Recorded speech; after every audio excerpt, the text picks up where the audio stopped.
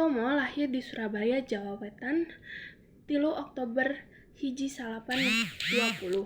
Maot di Padang Arafah, Arab Saudi, 7 Oktober 1881, dina umur genep hiji warsih.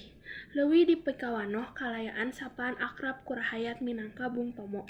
Nyaeta pahlawan anu kaceluk alatan lalakonna dina mabangkitkan sumanget rahayat pikeun ngalawan balikna pangjajah Walanda ngaliwatan soldadu Nica.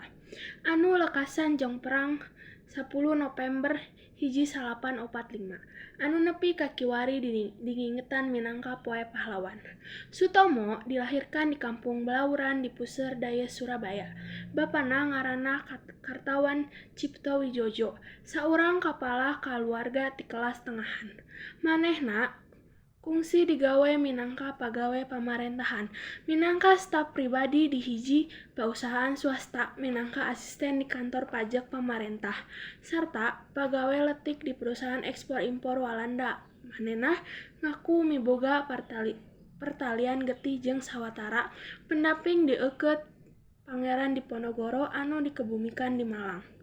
Indungna getihan campuran Jawa Tengah, Sunda, sarta Madura. Bapana nyaeta saurang sarwa bisa.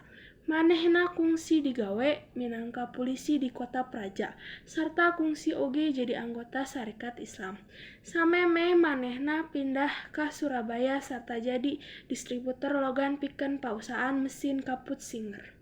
Sanggeus kamerdekaan Indonesia, Sutomo sempat terjun dina dunya politik dina warsih 1850-an.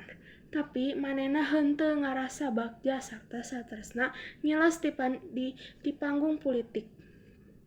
Dina akhir mangsa pamarentahan Soekarno sarta mimiti pamarentahan Soeharto anu mula-mula dirojongna, Sutomo balik deui mecenghui minangka inohong nasional.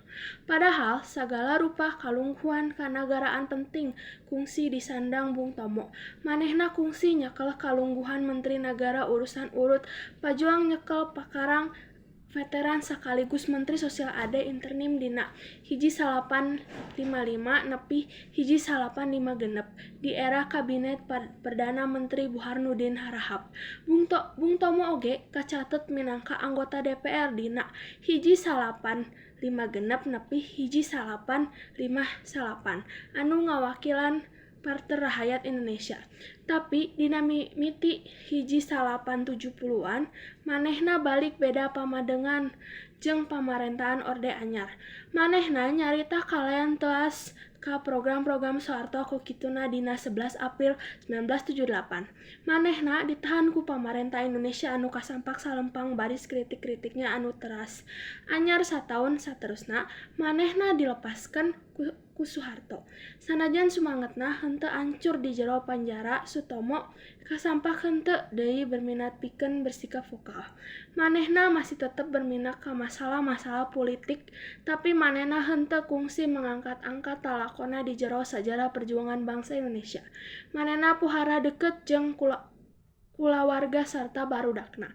Sarta manehna usaha tas ambeh kalima anakna junun dina atikamana. Sutomo pohara bersungguh-sungguh dina kahirupan imanana, tapi henteu nganggap dirina minangka saurang muslim saleh atawa calon pambaharu dina ageman. Dina 7 Oktober 1881 manehna